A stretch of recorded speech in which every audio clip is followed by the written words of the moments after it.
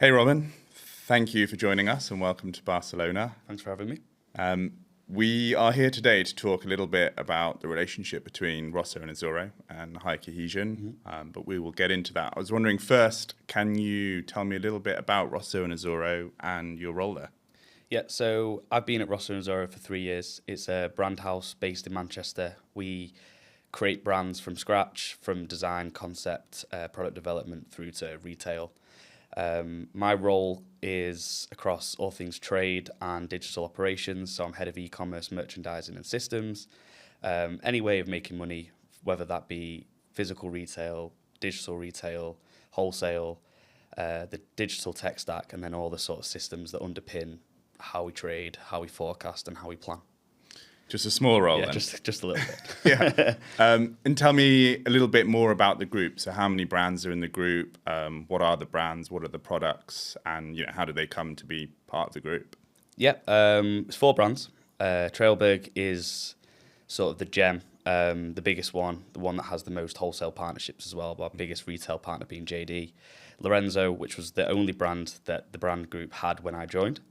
That's been going around about 6 years. And then recently, Dream is Free, which is a more elevated streetwear arm of Lorenzo.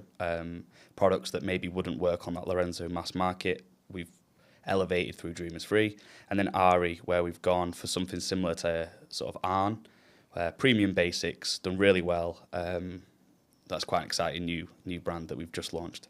Yeah, nice. And they're all apparel brands, but you're kind of extending that product range a little bit this year. Yes, all primarily apparel brands, principally menswear, but we have just launched women's wear on Trailberg. We've had a little bit of women's wear on Lorenzo for a while, and we're launching footwear across all 4 brands this year as well. Okay, great. Yeah, and you're right, Trailberg, I'm in Manchester quite often, seeing it more and more as you go around the city, which is cool. So we're here, I guess, a little bit to talk about what brought us together and working together. I think April last year was the decision that Rosso and Azzurro took to implement Oracle NetSuite as its new ERP. Tell me a little bit about that process, why you chose NetSuite, and maybe a little bit what was breaking before. Okay. Yeah, we were on Bright Pearl before. It was absolutely fine. We've worked with Sage and the Bright Pearl team for a long time. Yeah. However, we were in the process of going through a group demerger, separating all the brands into their own separate business entities, and even going further than that, where wholesale, retail, and e-com were all going to be separate business subsidiaries within their group structure.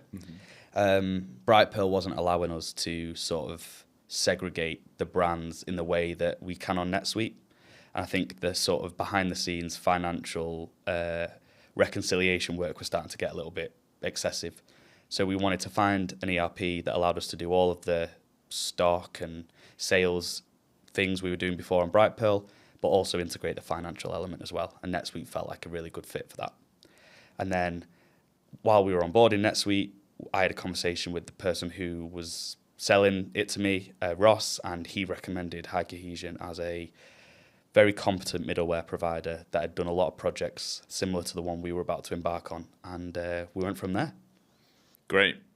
And what has it been like doing the project? Very full on. So like you've already kind of mentioned, we did our scoping day in April 2025, and we went live beginning of May 2026. So been a very full on year. As with all projects, super intense at the start. Everyone sort of forgets about it a little bit and goes off the boil in the middle, and then an incredibly intense end when everyone realizes that there's a project to implement and that people actually need to start learning it.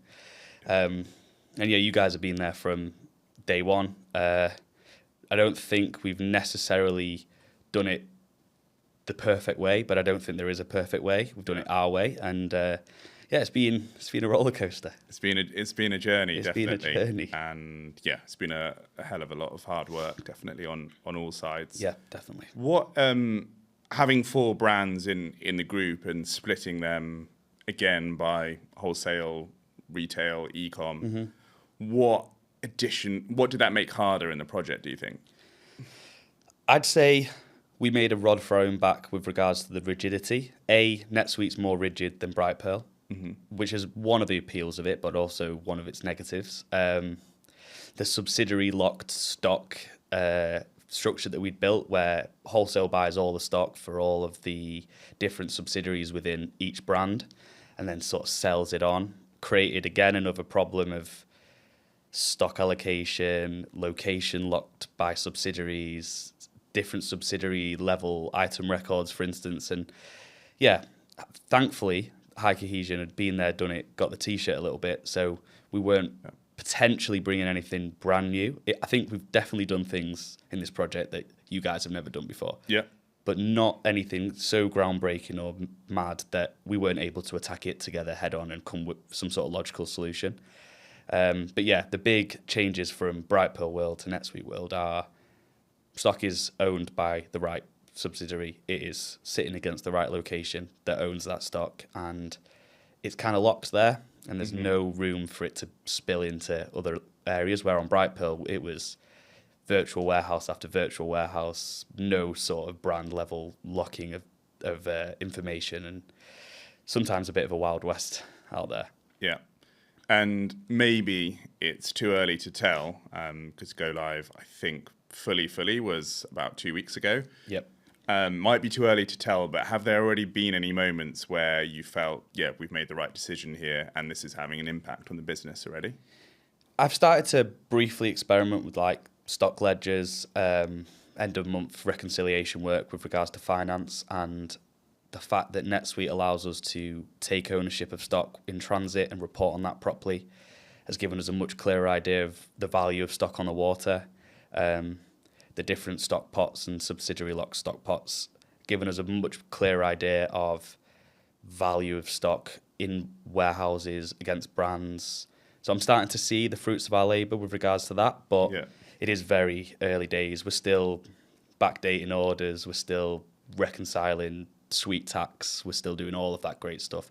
Some inventory streams have been turned on, turned off while we go through what the WMS says versus what NetSuite says, but I am starting to see that the hard work and the outcomes we were hoping for are starting to pay dividends. Yeah.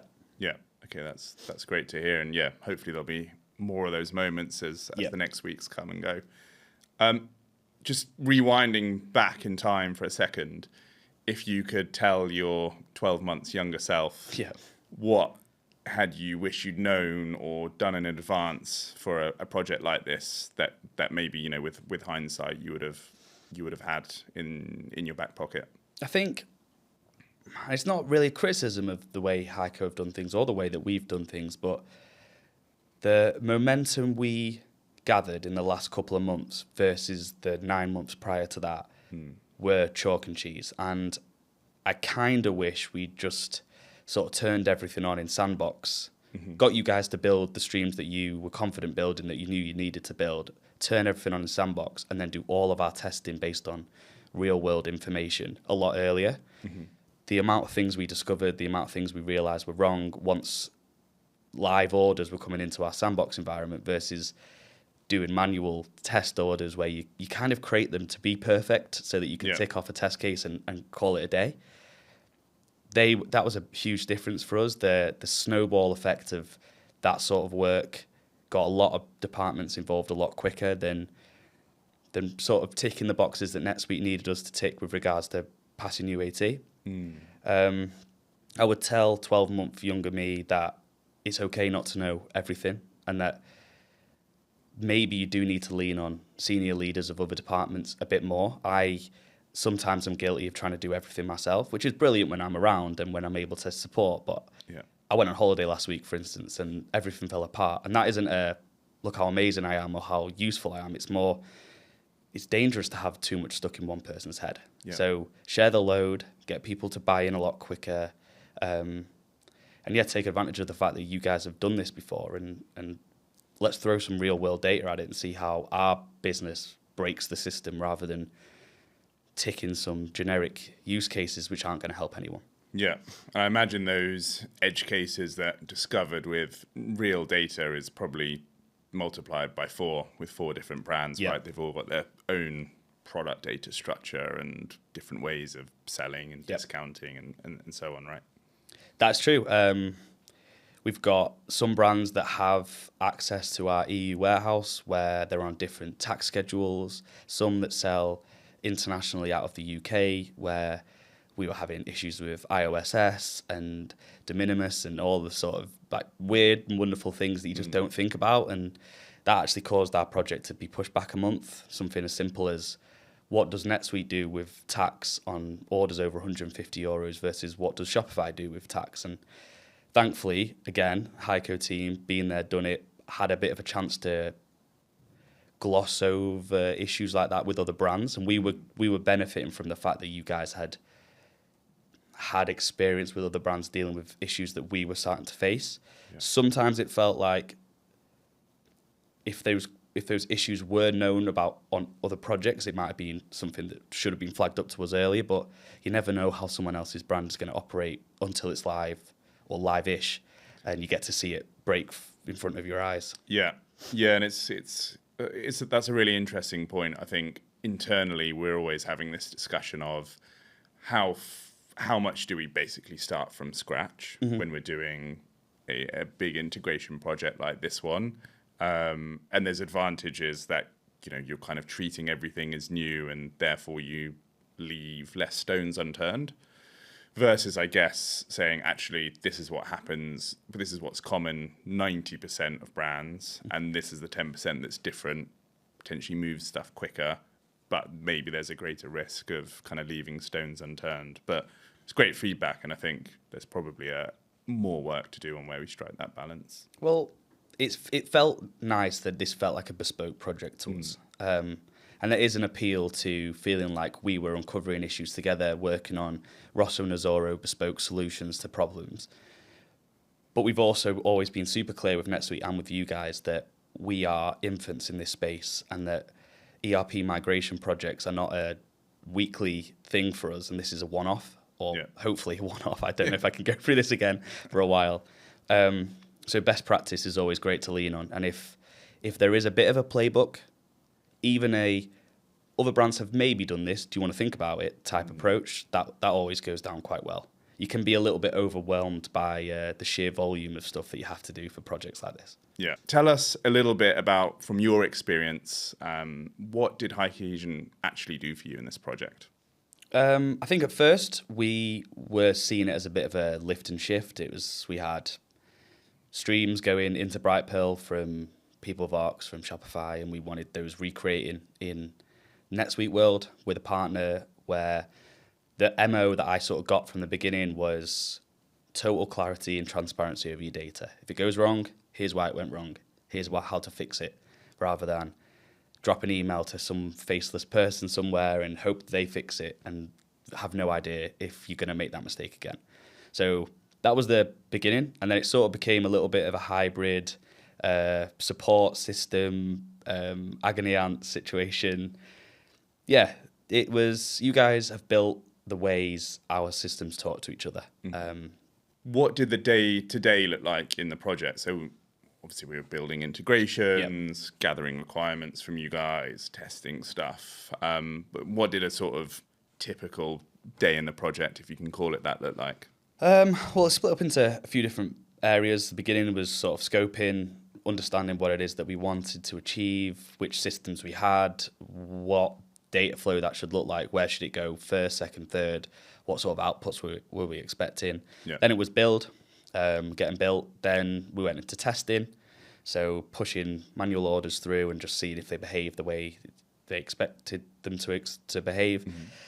And then we're in the hypercare phase now, which is we've gone live, things are going to break, we're on hand to support, and that's gone on a little bit longer than I think you guys anticipated. But like you said before, we got quite a complicated business setup, and it's about 110 or 20 integrations. Yeah, we wanted to keep you guys busy, and I think the team have wanted to stay quite close to us on this because things have cropped up that even the likes of Steve and Sophie potentially haven't seen before, and the conversations they've been having with NetSuite on our behalf or alongside us have really uncovered some new ways of working that I'm sure you could roll out across some of the other brands that you work with, especially the sort of movement onto suite tax and what NetSuite are doing with regards to that, has thrown up a few curveballs. But typical day-to-day would be general support, answering questions and just making sure that we can see our data flow through the streams you've created in the way we'd expect them to. I'd love to hear just actually if there was something that maybe you would give us as feedback that we could improve for the future of our working relationship, but also when we work potentially with another brand doing a similar type of project. Is there something that you think we could carry forward? I think inevitably, when you are experts in a certain field or certain space, you speak a certain language that your peers understand because you speak it all the time, but not necessarily everyone within the brands is used to hearing. I'd say the only negative feedback I've had internally about HighCohesion is sometimes we would prefer to be spoken to in more layman's terms, and that things can feel more complicated than they need to be. Like I said it earlier, we've made a rod for our own back in the rigidity of NetSuite, the demerger and the subsidiaries, and the fact that we've got some subsidiaries that can buy and sell stock and some that can't.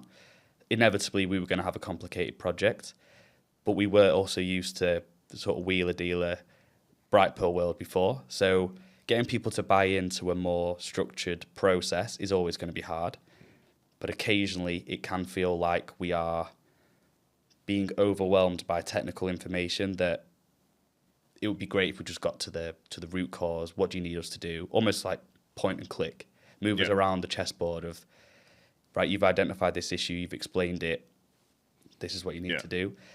I probably was guilty of absorbing a lot of that conversation because I had it all the time and understanding it from my point of view, so therefore not translating that through to my teams or ever saying, you know what, can you dumb that down a little bit or build out a flow chart for that instead. It did become a little bit more prevalent when I wasn't there, but if the only criticism you get is that you're too smart, then I suppose that's not the that's not the end of the world. That's the first for me. Not necessarily you. Oh yeah, that's a fair point. That's great feedback. Yeah. I think you're right. We have to be conscious that we are living in this world every day, and as you said earlier, this is the first time you guys have gone through a project like this. So no, thank you for that. But then it's a complicated project. It does require some complicated solutions, and sometimes it was quite reassuring to hear a quite technical answer to something and realise that, okay, it's good that we didn't get there ourselves, because actually that was quite a lot of work needed to get to that answer. Yeah. So it works both ways, but I think especially when it gets to crunch time and there's a lot of things going on, a lot of moving parts, and you're speaking to a lot of different departments at the same time, especially in those Teams chats in hypercare, simpler the better. Yeah, definitely. And what have you loved most, or been most impressed by through working with HighCohesion?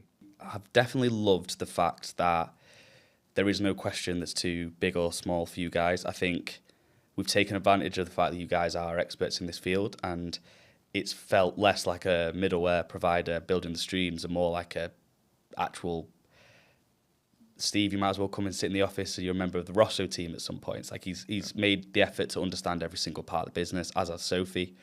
And I've loved the fact that we can speak quite openly about our business and our business processes, specific WMSs, specific products even, and the guys at HighCohesion know exactly what we're talking about.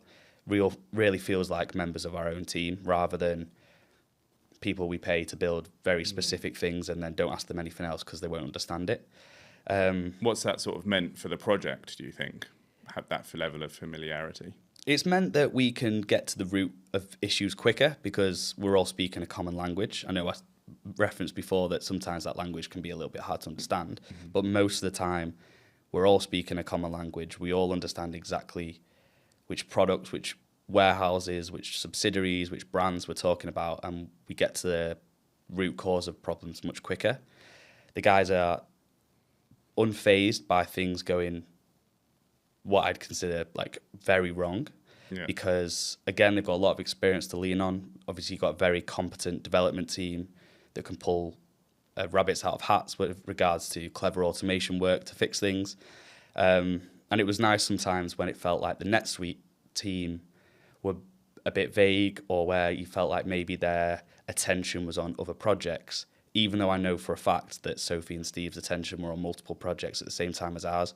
It always felt like they had a lot of time for us, and they didn't come to any meetings with their brain somewhere else on a different brand and talk about the wrong products or talk about the wrong thing because they'd been thinking about something else. It always felt like they had time for us and that they'd done their research and prepped for all the meetings in the way that Rosso Azurro would benefit. Yeah, great. And then just last one about the project, and thank you for that, by the way. Last one about the project.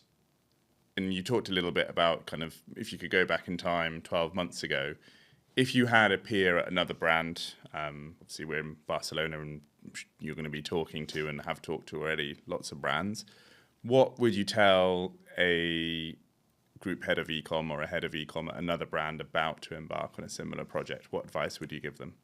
Firstly, I'm not sure whether a head of ecom should embark on a project like this. Okay.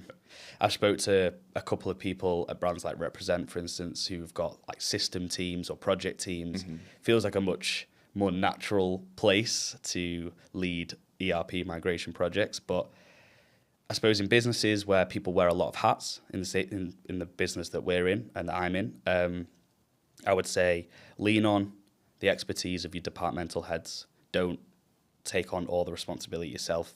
Let merchandising lead on merchandising best practice. Let operations and warehousing lean on theirs. Try and be the glue between the departments and make sure things keep moving, which is what I've tried to do as best as I can. But really share the load, share the responsibility. People will thank you at the end of the project because they'll have felt more involved from the start. I would also say split it up into chunks. NetSuite are going to want you to jump through certain hoops, jump through them, but be very aware that you don't have to do every area at the same time. Really bottom out one, really interrogate everything that could go wrong or that could come up at any stage of it, box it off and then move on to the next one. I would be more diligent with regards to the test cases. I think I would spend a little bit more time doing the test cases that equaled real world scenarios rather than generic ones that wouldn't really fit our business day-to-days. But I'd also say enjoy it. Like, I have learned so much in the last 13 months that I would never have had exposure to in my normal day-to-day or if I hadn't done a ERP migration project. And I'm really grateful for the fact that I've been able to lean on the expertise of HighCohesion, NetSuite, internally within departments that I maybe hadn't had as much time speaking to before. And I'd just say soak it all up. It's exciting, and the end result is hopefully going to be worth it. Yeah, definitely. Yeah, I mean, you've done an incredible job. I think the complexity of the project, not only in an ERP migration itself, but doing that across a business that's a portfolio or a group business like yours is, no easy task. And just hearing you talk today and how you're talking versus when we met in Manchester, I think last April. Yeah, I can hear that you've learned it, which is great to see. So a little bit about kind of what's next. So as far as you can, what's kind of coming up for Rosso and Azzurro that you're excited about? Yeah, so we've evolved the project from what was originally the NetSuite project to what it is now within the 13 months you've been working with us. We are constantly looking for new ways to innovate, new ways to service our customers. Mm-hmm. My boss, Jack, who's our CEO, he is all about relationships, and he was blown away by Sophie and yourself in our original scoping discussion, which is why he's been so keen to keep working with HighCohesion on as many things as possible. I'm excited by things that are down the pipeline for us. I've already sort of briefly spoke to Steve and Sophie about things like endless aisle, where if products are available in different warehouse locations or stores, we'll be able to service customers across multiple different touch points, and how we can seamlessly integrate that into NetSuite, which is going to be complicated because we're going to be crossing subsidiaries. So that's cross brands. Cross brands, cross subsidiaries. That could be a serious project in itself. Yeah. And then little things that weren't originally scoped in that felt like edge cases that are starting to become more common.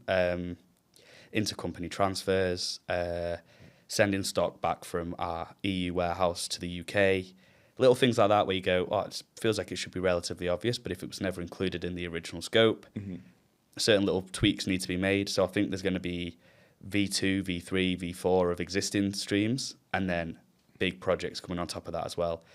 Plus, we haven't even sort of mentioned our PLM project, which you guys supported in terms of getting great product data out of the PLMs and into NetSuite and then into Shopify to create listings. I think there's a lot we can do with that, and we're super excited to see where that goes with regards to the work you guys have done with us on that too.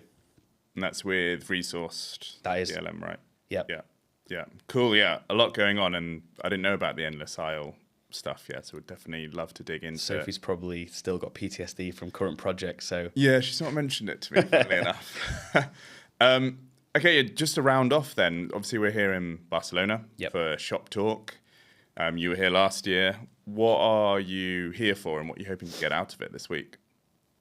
In general, I think the conversations around AI are a little bit overwhelming. I think everyone believes... Do you mean specifically here, or just in general? I think in our industry and in the conversations that people have started happening from OX1 a couple of months ago to Pulse and now to Shop Talk, it's the talk of the industry. It's the talk of probably a lot of different industries. Yeah. I was keen to stress to my boss, Jack, that you need to be in the conversation. You need to understand how it's being spoken about, what retailers in our verticals are doing with regards to AI, what people aren't doing. It can, in a bubble, it can sometimes feel like everyone's doing way more than you and that you're behind. But actually, that's not necessarily the case. I find it very interesting to talk to and listen to people who have got bigger revenues or more stores or more warehouses and how they're coping with regards to that sort of growth. And events like Shop Talk allow me to meet our software partners, have conversations about things that they're doing with regards to AI and improvements on their sort of platforms, and then listen to big industry leaders talk about AI, retail, omni-channel and things like that as well. So got a lot out of last year, felt like it was worth coming back again. Plus I always get a chance to speak to you and have a few sangrias, which is always a positive. Exactly, yeah. Looking forward to our dinner tonight. You, probably 18 months ago, started on your quest to find a Bright Pearl ERP replacement. Yep. It had been a great system for your growth so far, but you mentioned there was the need for multiple entities, subsidiaries with those within those entities, different kind of stock purchasing, holding rules, and all the other kind of things that you needed from a new system. Talk to me a little bit about that selection process and why was it that you landed on NetSuite in the end? Yeah, so a lot of when people are pitching their ERP, they talk about the sort of revenue turnover and when things start to fall over. Bright Pearl would naturally say that they could go up to a much higher revenue than we were getting at the time, but I felt like we were one of the bigger companies on there. That might not be true, but it felt a little bit like maybe even the size of the amount of purchase orders we were raising, rather than the amount of sales orders we were putting through. It was more the amount of manual intervention we had to make to change certain things on purchase orders, sales orders, reconciliation work on month end, etc. Horror story, for instance, is we bought a large amount of the dollar at a certain rate and then had to manually change all the purchase orders that were on the system to the new dollar rate so we could properly report on how much we'd spent on stock. There was no way to do that in bulk. So I just sort of had enough, went looking for a new ERP, focused it around it being both a financial system as well as a sort of typical ERP for stock and sales and the brain function of the business, for instance. Went to a few. The directors in our business are ex-Foot Asylum, so they'd worked with, I think they're on Microsoft or some sort of Microsoft-related ERP. Yeah. Very expensive, even more rigid and scary than NetSuite was. And I'd looked at brands that we aspired to be. I looked at brands that we were similar to, and a lot of them were making the move to NetSuite. I won't name brands, but there's a big competitor for Trailberg that made the leap shortly after we did. You get validation from things like that we're all looking in the same sort of space. And then, was recommended HighCohesion highly by the sales representative of NetSuite And having looked at the brands that you guys had supported with regards to their project on NetSuite, it just felt like a logical choice. Although we're complicated, we are a few retail stores, a very big wholesale business, and D2C channels. So we hoped that there wasn't going to be anything majorly complicated. Yeah. However, fast forward 14 months, that's not necessarily the case. Yeah, definitely. Okay, that's great. And yeah, just lastly, thanks for being here today, making the time for us in what I know is a very busy Shop Talk schedule. Yep. And yeah, look forward to catching up with you and hearing and working together on those new exciting things that you just talked about. Brill. Thanks for having me, Aaron. Cheers, Robin. Thank you. Perfect. Okay. Well done, mate. Well done, guys. Very good. Sweating. Stop